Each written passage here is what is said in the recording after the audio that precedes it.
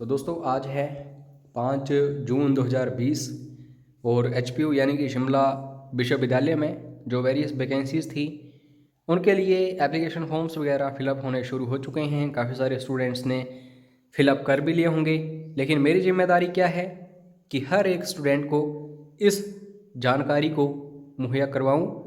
और काफ़ी सारे स्टूडेंट्स को पता नहीं होता कि कौन कौन सी रिक्रूटमेंट्स चल रही हैं हिमाचल प्रदेश में इस समय, तो उनके लिए भी ये वीडियो इम्पोर्टेंट रहेगा। इसमें जो इम्पोर्टेंट है याद रखने के लिए आपको वो है लास्ट डेट 26 जून से एक दिन भी लेट होंगे तो फिर आप अप्लाई नहीं कर सकते। और अप्लाई कहाँ पे करना है, वेबसाइट्स दो हैं तो दोनों के ऊपर कहीं भी आप अप्लाई कर सकते हैं। और ये ध्यान रखिएगा सिर्फ ऑफिशियल वेबसाइट्स जो होती हैं उन्हीं में डाटा भरिए। अगर आप किसी अनऑफिशियल वेबसाइट में अपना डाटा भरते हो तो इन फ्यूचर आपके लिए वो काफ़ी हानिकारक सिद्ध होगा। तो वेरियस वैकेंसीज़ हैं कैटेगरी बी, सी, डी। तो कैटेगरी डी को छोड़ करके हर एक कैटेगरी की जो भी वैकेंसीज़ हैं उनके लिए पेड क्रैश कोर्सेज अवेलेबल करवा दिए हैं हमारी टीम ने। आप व्हाट्सएप करके जानकारी ले सकते हैं कि इसकी फ़ीस कितनी है, क्या क्या मिलेगा, कितनी वैलिडिटी रहेगी एंड सो ऑन।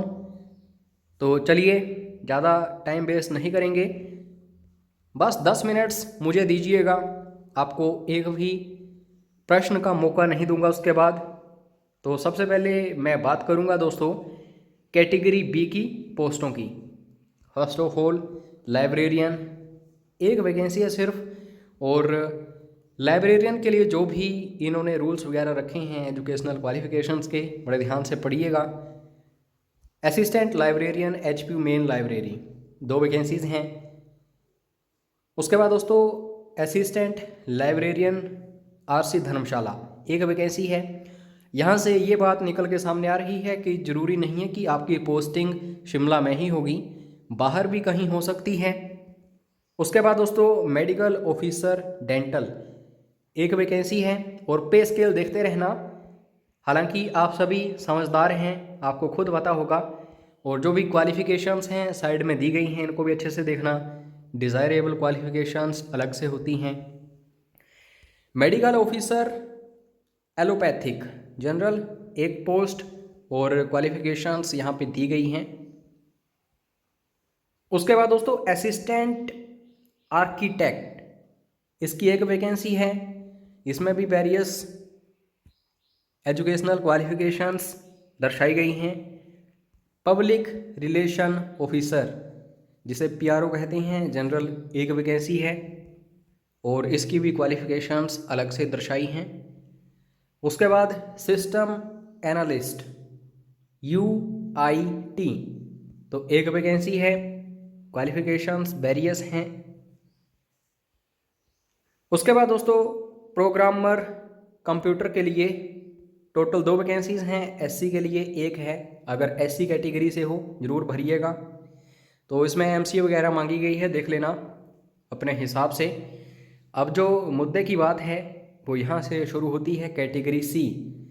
इसके पेड क्रैश कोर्सेज सबसे ज़्यादा ज्वाइन कर चुके हैं स्टूडेंट्स अभी तक और आगे भी करेंगे। तो लॉ ऑफिसर जनरल की 3 वैकेंसीज़ हैं। एक्सपीरियंस भी मांगा गया है, इसको ध्यान से देखिएगा, ऐसे ही मत भर देना। असिस्टेंट लाइब्रेरियन, यहाँ पे दोस्तों याद रखना कैटेगरी बी और सी में काफ़ी डिफरेंस होगा। तो एचपीयू मॉडल स्कूल जनरल, एक vacancy. University institute of technology, एक वैकेंसी। और बैरियर्स इसमें एजुकेशनल क्वालिफ़िकेशंस मांगी गई हैं। और इस नोटिफिकेशन की सबसे इम्पोर्टेंट पोस्टें जो हैं वो हैं क्लर्क की। हालांकि काफ़ी सारे स्टूडेंट्स 10+2 हैं और बोल रहे हैं क्या सर हम भी इसके लिए अप्लाई कर सकते हैं। बिल्कुल भी नहीं दोस्तों, इसमें बैचलर्स डिग्री मांगी गई है और इसमें टाइपिंग भी आपकी होनी चाहिए। तो अगर आप टाइपिंग करते हैं या फिर मैं बात करूं आप कंप्यूटर की दुनिया में जा चुके हैं ऑलरेडी, तब ही इसके लिए अप्लाई करना। ऐसा ना हो कि कभी आपने कंप्यूटर चलाया भी नहीं और इसके लिए अप्लाई कर दो, आगे जाके आपकी टाइपिंग नहीं होगी। बहुत ही ज़्यादा दुख होता है जब टाइपिंग क्लियर नहीं होती। तो क्लर्क की बात करूं तो सबसे पहला क्वेश्चन सैलरी। ₹5910 प्रति माह आपको मिलेंगे। साथ में ग्रेड पे जोड़ लीजिएगा। जैसे जैसे आप रेगुलर होंगे तो आपकी सैलरी जो है ओबियसली इंक्रीज़ हो जाएगी। तो पे स्केल 5,910 से लेकर के 20,200 और ग्रेड पे अलग से। टोटल नंबर ऑफ वैकेंसीज 54 हैं। इसमें जनरल कैटेगरी के लिए 25 हैं और बैरियर्स आगे भी बांटी गई हैं, ये तो देख लेना। EWS के लिए 8, SC के लिए 11, ST के लिए 4, OBC के लिए 6। और इसमें जो हाईलाइट है वो बैचलर्स डिग्री है और स्पीड इंग्लिश में चाहिए टाइपिंग की 30 वर्ड्स पर मिनट और टंकण गति चाहिए हिंदी में 25 शब्द प्रति मिनट। और किसी एक में टाइपिंग करनी होती है, ऐसा नहीं कि दोनों में करनी पड़ेगी, ठीक है। और जूनियर ऑफिस असिस्टेंट इस समय अगर हिमाचल में बात करूं कि 10+2 पास आउट जो स्टूडेंट्स हैं किस वैकेंसी के लिए अप्लाई करें, JOAIT के लिए। इसमें किसी प्रकार का कंप्यूटर डिप्लोमा नहीं मांगा गया है। तो ये भी क्वेश्चंस आपके आ रहे हैं कि सर इसमें तो कंप्यूटर मांगा जाता है। हालांकि मैं ऑलरेडी संशोधन के बारे में चर्चा कर चुका हूं कि हिमाचल सरकार ने संशोधन किया है इसमें। तो अब कोई भी कंप्यूटर डिप्लोमा नहीं चाहिए, सिर्फ आप +2 पास होने चाहिए और 10वीं पास हैं आप तो आपके पास 1 साल या फिर इससे ज़्यादा का कंप्यूटर का डिप्लोमा होना चाहिए। तो टोटल वैकेंसीज हैं 37 और जनरल कैटेगरी के लिए 18, जिसमें बैरियर्स आगे बांटा गया है सब कैटेगरीज में। EWS के लिए 3, SC के लिए 7, OBC के लिए 8, ST के लिए 1, ठीक है। और इसमें भी टाइपिंग मांगी गई है 30 वर्ड्स पर मिनट, स्पीड चाहिए इंग्लिश में 25 शब्द प्रति मिनट, टंकण गति के चाहिए। जूनियर ऑफिस असिस्टेंट अकाउंट्स, अब दोस्तों याद रखिएगा BCom MCom वगैरह जो हैं तो उनके लिए अलग से जूनियर ऑफिस असिस्टेंट की पोस्टें आती हैं। तो इसमें टोटल कितनी पोस्टें हैं? 4, जनरल कैटेगरी के लिए 3 और SC कैटेगरी के लिए 1। और बाकी जो भी है टैली वगैरह ये भी कंपलसरी है। LT यानी कि लैंग्वेज टीचर सिर्फ एक वैकेंसी है HPU मॉडल स्कूल के लिए। तो इसका पे स्केल देख लेना और इसमें BA चाहिए हिंदी में साथ में जो भी है, ठीक है। बाकी कोई भी प्रॉब्लम आएगी तो उसी टाइम मैसेज कर देना व्हाट्सएप पर। हालांकि रिप्लाई थोड़ा सा लेट आएगा क्योंकि हज़ारों के हिसाब से मैसेजेस आते हैं तो रिप्लाई करने में थोड़ा समय लग जाता है। उसके बाद आपको ध्यान देना है डाटा एंट्री ऑपरेटर के ऊपर। 3 वैकेंसीज हैं UR की और इसमें भी वेरियस क्वालिफिकेशंस मांगी गई हैं। तो इसमें डिप्लोमा भी चाहिए, कम से कम 6 महीनों का कंप्यूटर का किसी रिकॉग्नाइज्ड यूनिवर्सिटी या फिर इंस्टीट्यूशन से। जूनियर इंजीनियर सिविल, ये वेरी वेरी इंपॉर्टेंट है क्योंकि इंजीनियरिंग में हमने देखा है कि काफ़ी सारे स्टूडेंट्स जो हैं बेरोजगार हैं। हालांकि इसमें आपको बड़े ध्यान से देखना पड़ेगा कि BTech डिग्री जो है वो भी चलेगी और साथ में डिप्लोमा होगा तो भी चलेगा। तो ऐसा मत सोचिएगा कि JEE के लिए सिर्फ डिप्लोमा ही वैलिड है। इन्होंने साफ तौर पे बताया है BTech डिग्री भी होगी तो भी चलेगा। तो ज़रूर अप्लाई करिएगा। 10+2 यहाँ पे मांगी गई है। तो वेरियस जो वैकेंसीज हैं उनको देख लेना किस कैटेगरी से आप रिलेटेड हो। जूनियर इंजीनियर इलेक्ट्रिकल, तो इसमें 3 वैकेंसीज हैं और इसमें भी सेम कंडीशंस दिखाई दे रही हैं। डिप्लोमा होना चाहिए या फिर डिग्री होनी चाहिए। कंडक्टर की 2 वैकेंसीज हैं दोस्तों। HRTC की अलग होती हैं और HPU यानी कि शिमला विश्वविद्यालय ने अलग से कंडक्टर्स की वैकेंसीज निकाली हैं। 2 वैकेंसीज हैं, SC की 1, OBC की 1। और 10+2 पास होने चाहिए आप और कंडक्टर्स लाइसेंस आपके पास होना चाहिए तभी अप्लाई करिएगा, अदरवाइज़ नहीं। JVT HP मॉडल स्कूल में 2 वैकेंसीज हैं। इसमें एक्स सर्विसमैन के लिए भी है और UR यानी कि जनरल के लिए भी है। तो बैरियस इसमें JVT टेट वगैरह आपका क्लियर होना चाहिए एंड सो ऑन। तो इसके बारे में तो आपको पता ही होगा, डिप्लोमा होना चाहिए। काफ़ी कुछ कंडीशंस दी गई हैं, आप देख लेना अपने हिसाब से।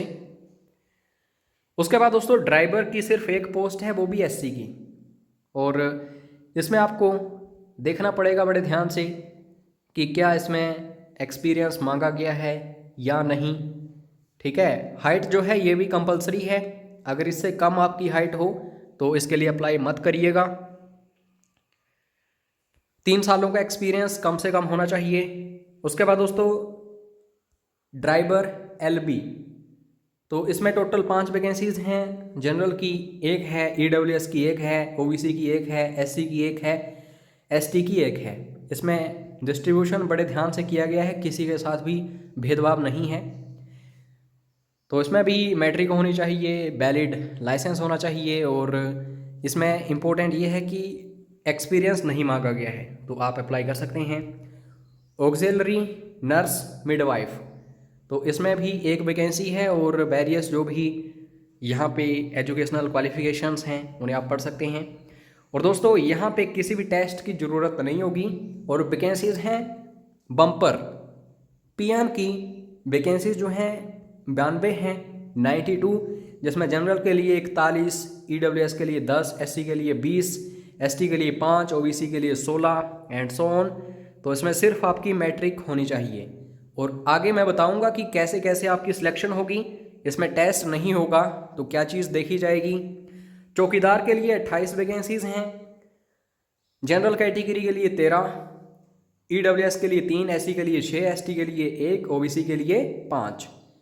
ठीक है, तो ये डेली बेसिस पर है, तो ऐसा मत सोचना कि रेगुलर होंगे आप एंड सो ऑन। माली के लिए भी यहाँ पे दोस्तों 7 वैकेंसीज हैं डेली बेसिस, और जनरल के लिए 4, ईडब्ल्यूएस के लिए 1, एससी के लिए 1, ओबीसी के लिए 1। बेल्डर दोस्तों, बेल्डिंग की आईटीआई या फिर डिप्लोमा किया हुआ है तो इसके लिए ज़रूर अप्लाई करिएगा। इसमें जनरल के लिए 1 वैकेंसी है, एसटी के लिए 1 है। मैस हेल्पर, ये भी डेली बेसिस पर होगा, तो इसको भी देख लेना। टोटल 6 वैकेंसीज़ हैं, वेरियस जो कैटेगरीज़ हैं। इसमें दोस्तों सिर्फ 8वीं पास चाहिए। अब बड़े ध्यान से देखना, बेल्डर के लिए, मैस हेल्पर के लिए और स्वरमैन के लिए क्या चाहिए, मिडल स्टैंडर्ड यानी कि 8वीं कक्षा पास आप होने चाहिए। और ऊपर जो हमने देखा, सबसे पहले हमने देखा कि पियन, चौकीदार और माली, इसके लिए 10वीं कक्षा होनी चाहिए। तो उस हिसाब से देख लेना। आप अपने फ्रेंड्स, रिश्तेदारों तक की इस वीडियो को ज़रूर पहुंचाइएगा, ताकि उनके दिमाग में भी, उनके दिल में भी आपके लिए एक अच्छी इमेज बने। डिज़ायरेबल क्वालिफिकेशंस जो हैं ऊपर सब कुछ दर्शाया गया है कि हिमाचल प्रदेश के बारे में नॉलेज होना चाहिए। और एमोल्यूमेंट्स जो हैं उसमें आपने देखा कि रेगुलर है, क्या ये कॉन्ट्रैक्ट बेसिस है, क्या ये डेली वेजेस है, तो उस हिसाब से देख लेना। अब दोस्तों यहाँ पे एज के बारे में बताया गया है कि 18 से 45 साल एज आपकी होनी चाहिए, और बाकी जो वेरियस कैटेगरीज हैं उनको कम से कम 5 सालों का रिजर्वेशन है, और रिजर्वेशन के लिए आपके पास वेरियस सर्टिफिकेट्स वगैरह होने चाहिए। फीस जो इस रिक्रूटमेंट की सबसे ज़्यादा कंट्रोवर्शियल चीज़ है, तो इसमें कैटेगरी बी में 2000 आपकी फ़ीस होगी अगर आप जनरल कैटेगरी से हो। अगर दोस्तों यहाँ पे आप कैटेगरी सी एंड डी में अप्लाई करते हो, जनरल कैटेगरी से हो, तो 1200 रुपये फ़ीस।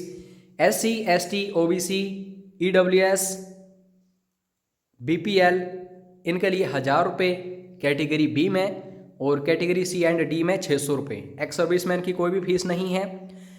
और दोस्तों इसमें इम्पोर्टेंट ये है कि एचपीयू यानी कि शिमला विश्वविद्यालय ने हिमाचल सरकार के निर्देशों का भी पालन नहीं किया है।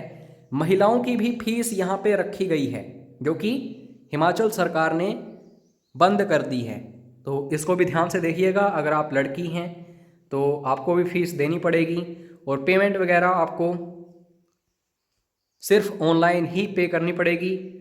जनरल इंस्ट्रक्शंस जो हैं इनको अच्छे से देख लेना आप। मैं आपको इसका रिक्रूटमेंट नोटिफिकेशन सेंड कर दूंगा व्हाट्सएप पर। और दोस्तों जब आप डॉक्यूमेंट्स वगैरह अपलोड करोगे, जैसे स्कैन्ड फोटोग्राफ जो होगा आपका, 50 KB उसका साइज़ होना चाहिए, ठीक है। और सिग्नेचर जो होंगे 30 KB, इससे ज़्यादा नहीं होना चाहिए। 1 KB भी होगा ज़्यादा तो आप अप्लाई नहीं कर सकते, ठीक है। प्रॉब्लम्स आती हैं फ़ोटोज़ को अपलोड करने में फिर। तो बाकी कुछ ज़्यादा इम्पोर्टेंट नहीं है। अपना ईमेल आईडी अच्छे से वहाँ पे दीजिएगा, अपना मोबाइल नंबर अच्छे से भरिएगा, ताकि इन फ्यूचर अगर यूनिवर्सिटी को कांटेक्ट आपसे करना पड़े तो आसानी से कर सकें। अब यहाँ पे दोस्तों आपको ज़्यादा ध्यान किस में देना है कि प्रोसेस क्या रहेगी सिलेक्शन की। तो सबसे पहले मैं बात करूँगा किसकी, selection process for the post of category B. ऊपर हमने देखा था सब कुछ। तो ऑब्जेक्टिव टाइप रिटन टेस्ट होगा जनरल नॉलेज का 40 क्वेश्चंस, और सब्जेक्ट एप्टीट्यूड टेस्ट जो कि कंप्यूटर बेस्ड होगा तो 100 मार्क्स। तो इंटरव्यू पर्सनैलिटी टेस्ट जो होगा 60 मार्क्स। टोटल 200 में से आपकी मेरिट लिस्ट बनाई जाएगी। अगर इसमें आपका नाम है, कॉन्ग्रेचुलेशंस, आपकी सिलेक्शंस हो चुकी हैं। उसके बाद syllabus for written objective type examination, तो इसमें जीके इंक्लूडिंग एचपी ये आएगा 40, सेट का आएगा 100, और टोटल पर्सनैलिटी टेस्ट और इंटरव्यू को मिला करके 200। इसमें समय कितना मिलेगा ये वेरी वेरी इंपॉर्टेंट है, उसी हिसाब से अपनी स्ट्रेटजी बनाइएगा। आपको 2.5 यानी कि 2.5 घंटे आपको मिलेंगे, तो 2.5 घंटों में आपको ये सब कुछ करना पड़ेगा। उसके बाद दोस्तों कैटेगरी सी की बात करूंगा अब, जो कि मोस्ट इंपॉर्टेंट है, clerk, junior office assistant and so on. Written objective type examination जो है वो होगा 85 मार्क्स का। 15 मार्क्स आपको कैसे मिलेंगे आगे हम देख रहे हैं। तो पूरा रिक्रूटमेंट नोटिफिकेशन समझा रहा हूँ, बड़े ध्यान से देखिए। ऐसा वीडियो आपको यूट्यूब पर नहीं मिला होगा अभी तक। तो इसमें वेरियस जो भी कंडीशंस रखी गई हैं कि कितना समय आपको मिलेगा एंड सो ऑन, ठीक है। उसके बाद दोस्तों टाइपिंग स्किल टेस्ट, यानी कि जैसे ही टेस्ट आप क्रैक करोगे आपको बुलाया जाएगा टाइपिंग के लिए। तो इसमें जूनियर ऑफिस असिस्टेंट के लिए भी और क्लर्क के लिए भी टाइपिंग का अलग अलग हिसाब रखा गया है, तो इस हिसाब से देख लेना। अब दोस्तों 15 मार्क्स इवैल्यूएशन होगी एचपी गवर्नमेंट की जो निर्देश हैं उनकी तहत। तो इसमें लैंडलेस फैमिली से संबंधित हो आप, यानी कि 2 हेक्टेयर से कम है तो 1 नंबर मिलेगा, IRDP से हो 2 नंबर मिलेंगे एंड सो ऑन। तो ज़्यादा इसे एक्सप्लेन नहीं करूँगा आगे। उसके बाद दोस्तों 100 मार्क्स में से आपकी मेरिट लिस्ट बनेगी कैटेगरी सी में। अगर इसमें आपका नाम है, कॉन्ग्रेचुलेशंस, आपकी सिलेक्शन हो चुकी है। और मैं यही चाहता हूँ कि 2020 में, यानी कि कोरोना काल के बाद जो भी आपको परेशानियाँ आ रही हैं उसका हल आप करो एक एग्ज़ाम क्रैक करके। हम आपकी पूरी सहायता करेंगे, तो जुड़े रहिए हमारे साथ। क्लासेस ऑलरेडी स्टार्ट कर चुका हूँ इस सब के लिए। जनरल इंग्लिश के दोस्तों 20 क्वेश्चंस आएंगे, ठीक है। मैं क्लर्क की बात कर रहा हूँ, जूनियर ऑफिस असिस्टेंट की आगे बात करूँगा। जनरल हिंदी 20 क्वेश्चंस आएंगे, जीके के 25 क्वेश्चंस आएंगे और रीजनिंग के 20 क्वेश्चंस आएंगे। टोटल 85 क्वेश्चंस होंगे जो टेस्ट होगा, रिटन टेस्ट, ठीक है। उसके बाद दोस्तों जूनियर ऑफिस असिस्टेंट आईटी के लिए 25 क्वेश्चंस आएंगे जीके के और 60 क्वेश्चंस आएंगे कंप्यूटर के। तो 85 क्वेश्चंस का ये भी रिटन होगा। फिर 15 मार्क्स कैसे मिलेंगे वो तो मैं आपको बता ही चुका हूँ, तो यहाँ पे दिया गया है, बड़े ध्यान से इसे देखिएगा वीडियो को पॉज करके, ठीक है। तो यही था दोस्तों, इसमें जो भी इम्पोर्टेंट चीज़ें थी सब कुछ बता दी। अब आपको क्या करना है, डिस्क्रिप्शन बॉक्स में जाना है, मैंने लिंक प्रोवाइड कर दिया है कैसे आप अप्लाई कर सकते हैं। फीस जो है ज़्यादा है लेकिन ज़रूर आपको अप्लाई करना चाहिए, क्योंकि हमारे पास कोई ऑप्शन नहीं है। हम सिर्फ सरकारी नौकरी की इस समय तैयारी कर सकते हैं। कोई भी इंडस्ट्रीज़ इस समय काम नहीं कर रही हैं कि प्राइवेट नौकरी के लिए हम वहाँ पे जाएं एंड सो ऑन। तो अपना कीमती समय देने के लिए धन्यवाद। जय हिंद, जय हिमाचल।